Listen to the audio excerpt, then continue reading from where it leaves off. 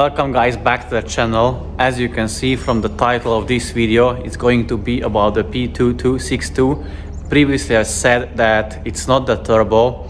Well, it's not 100% correct, so obviously everything has to be checked and made sure that the diagnosis is set properly. Usually, most of the times, it is not the turbo, but the exhaust pressure sensor and the pipe underneath being blocked. That's causing the fault code to be triggered. But that was a slightly different case with this one. So now let me switch the camera and talk you about it. What happened to it? Basically, the car is already put back together. It's running. It's fine.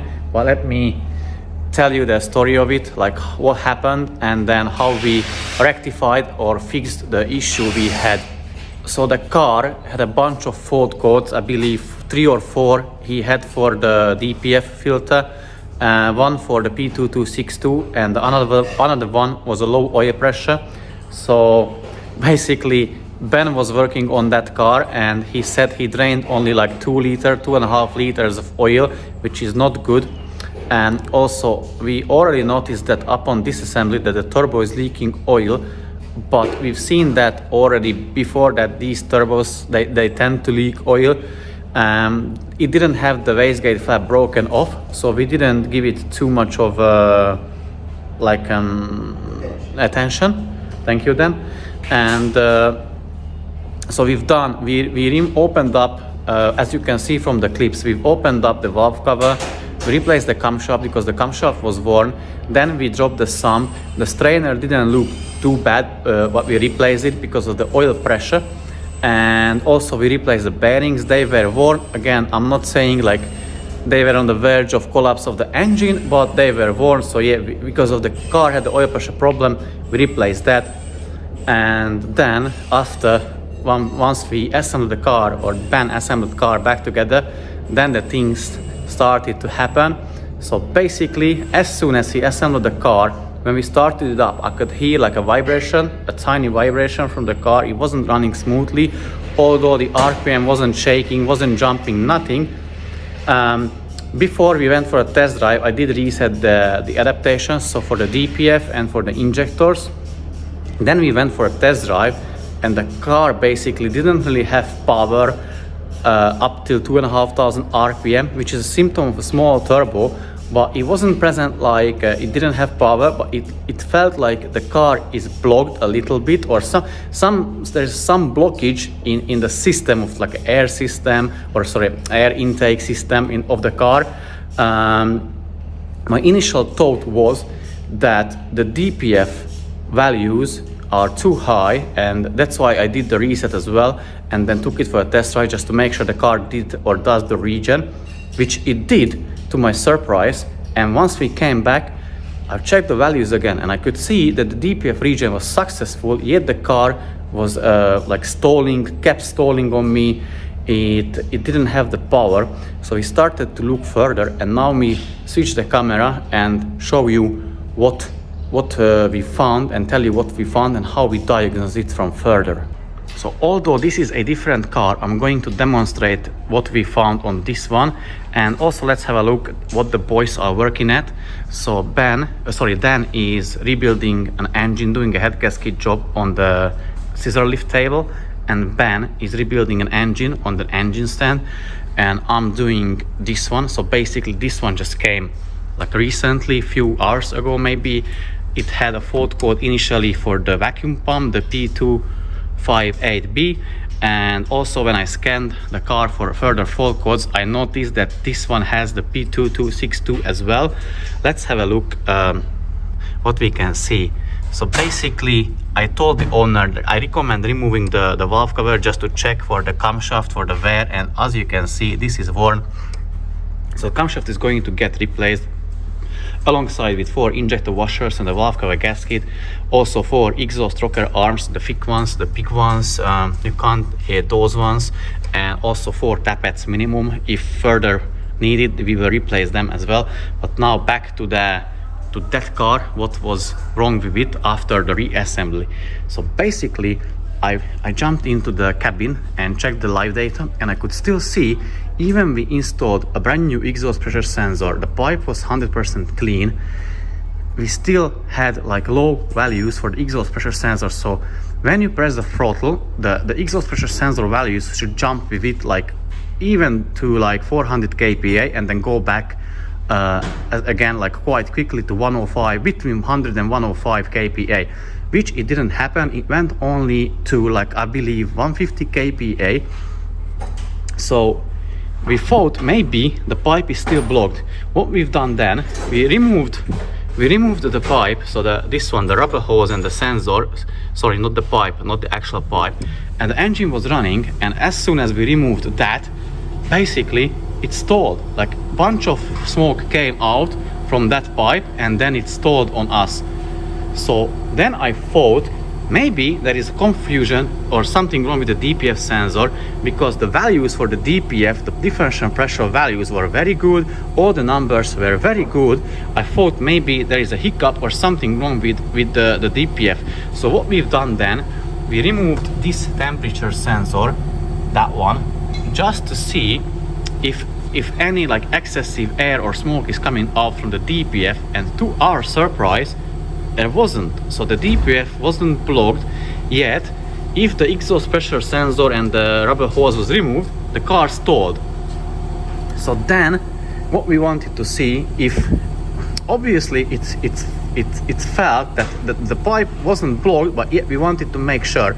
So we removed this EGR cooler connecting pipe to the EGR valve and try to blow air through it, and the air came through the EGR cooler. So that meant that the pipe underneath the exhaust pressure sensor was clean, and then we started the car with the pipe removed, sorry, the rubber hose removed and this pipe removed, and the engine didn't stall. And now let me tell you what we then checked further. Then we removed the battery tray and check the turbo, because even though the turbo was intact, we wanted to make sure that the turbo wheel is okay. And now let me show you what we found. So I asked Dan to assist me, and as you can see, this is a turbo. This is that Mazda CX-5's turbo. So basically it is already replaced, but now let me show you what we found. Dan is going to check the turbine wheel for play, and that is excessive play. That is the big turbo, or the turbo which is responsible for boost over 2,500 RPM. And now let us show you the small one. So as I said, even though the flap is there and intact, let's have a look at let's have a look at the turbine wheel. Hopefully you can see it.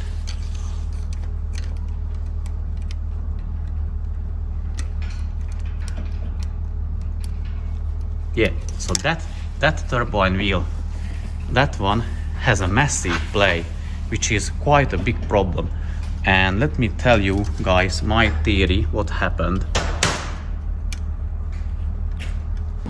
So as I said, before we removed the turbo, I replaced the exhaust pressure sensor because it still had the old one, and just to make sure that we can exclude that from the things which could go wrong, we replaced it.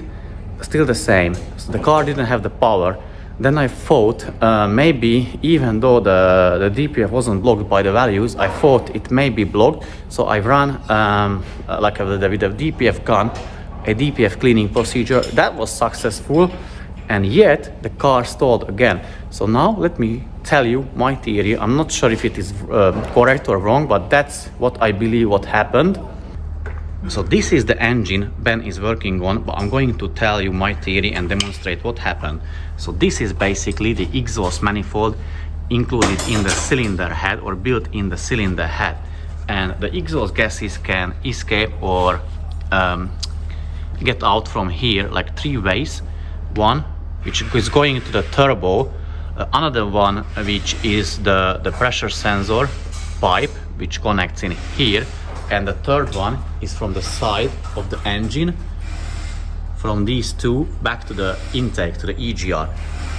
So what I think what happened, because the turbine wheel had that play and it couldn't provide the boost that the car or the engine needed, and as soon as we opened that, so when we removed the exhaust pressure sensor with the rubber hose, basically we gave it another exit, because if the pressure sensor is in situ in place, it doesn't let the exhaust gases to escape, so it holds them back, and the turbine wheel or the turbo can like make the boost, if that makes sense. So basically what I think what happened, because the turbo was already faulty and couldn't maintain or provide the pressure, I'm not sure, maybe we will open the turbo, maybe even the shaft was broken as well between the two turbine wheels. So, but as the turbo was damaged, wasn't 100% working properly, so as soon as we let the exhaust gases open another way, the exhaust gases what the turbo was getting wasn't enough to produce the boost, and that's why it stalled. However, when we removed that pipe from front of the engine, which I'll show you on this car, that pipe, basically the EGR could bring or breathe the air from the atmosphere, and that's why I think it didn't stall. So what happened then, Ben replaced the turbo. We replaced the turbo with a used one, took it for a test drive, assembled everything back together, took it for a test drive, and now the car is working like properly. It pulls as it should, everything is fine, every value is fine. So it is not always the P2262, it's not always the pressure sensor, not always the turbo. In our experience, it is very likely or most likely the exhaust pressure sensor and the pipe being blocked underneath. But as you can see, sometimes it is the turbo, which also, this is a different CX5, had the same fault code. We've checked, so we removed the valve cover, the camshaft is not worn, we replaced the pipe, but now we've checked the turbo again. As soon as we were doing the job, and we could see that the wastegate flap was fixed, so basically the rivet was replaced. So I said to Dan, let's move that flap, let's open the flap. We've checked the turbine wheel, and I'm going to edit the picture of it, what we found. So basically this car is waiting for another turbo as well. We're going to fit it, and this one is going to be good as well, although it is already assembled. I took it for a test drive, and the boost is there. It doesn't throw a fault code, but in my opinion it will shortly throw or may not, but still the turbo is damaged, and that should be fixed in order for the car to work properly. And also Dan said that we may disassemble that turbo and check the shaft if it's broken, if it has play, or what is wrong with that. And now let me switch the camera and show you what the boys are doing. So Dan is tightening down, I believe, the camshaft caps on the engine. He is rebuilding, or he's doing the head gasket job on. Basically the camshaft wasn't worn on this one, so that's good news for the owner. However, I believe injector number 1, the washer, injector number 3, the washer was blowing out, and hence we recommended the owner to check and replace the oil strainer. As you can see, this is like a refurbished cylinder head.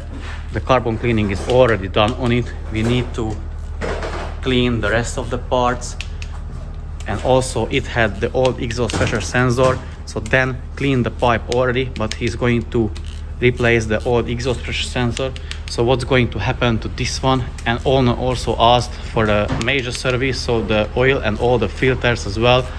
So he then, as soon as he assembled the car back together, he's going to test it and then give it a service as well. But basically it's going to get a new head gasket, which it already has, coolant, oil, 4 tappets, because 4 were worn, usually always are worn, always 4 tappets are worn underneath the thicker rocker arms of the exhaust camshaft.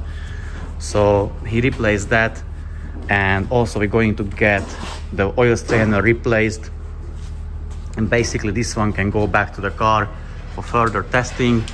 And let's have a look at Ben. He's rebuilding the engine on the engine stand. Also has a refurbished cylinder head. This one has a brand new camshaft. The timing chain is replaced. This is going to go to our car. Our Mazda CX-5, which we're going to sell. The reason for that, we need the engine, even though the car has been featured on the channel with the engine which we already rebuilt. We needed that engine for a different customer, so we sacrificed our engine and gave it to the customer because this is his engine. And if you remember, guys, this one, or the car, was featured on the channel as well, a white CX-5, where the owner done the camshaft replacement, but unfortunately he didn't tighten the bolt for the camshaft sprocket and it damaged the cylinder head. And we decided we give him our already rebuilt engine, which was in our CX-5. So Ben is rebuilding another one for our CX-5 again. It has a crankshaft, new crankshaft, main bearings, rod bearings. So basically I still wouldn't consider it like a full rebuild because it doesn't have brand new pistons or so, and neither the piston rings, if I'm correct, but I would say 80 or 90% engine rebuild already. I also forgot to mention two things. The first was that the car had the oil pressure problem, and even after we've done the strainer, the bearings, and put everything back together, the car still had like lower oil pressure, around 100 kPa, when the oil temps were higher, or over 80 or 85 degrees of Celsius. And after the turbo replacement, the oil pressure is now on 140 average when the oil temperatures are higher. And the other thing, the vibrating thing, was because what happened, Ben, by accident, he didn't put back the oil pump in time. So basically the sprocket was out of time a tiny bit. It didn't point to 12 o'clock direction, but rather to 9 o'clock direction. And that's why even the car was running and didn't mess up anything.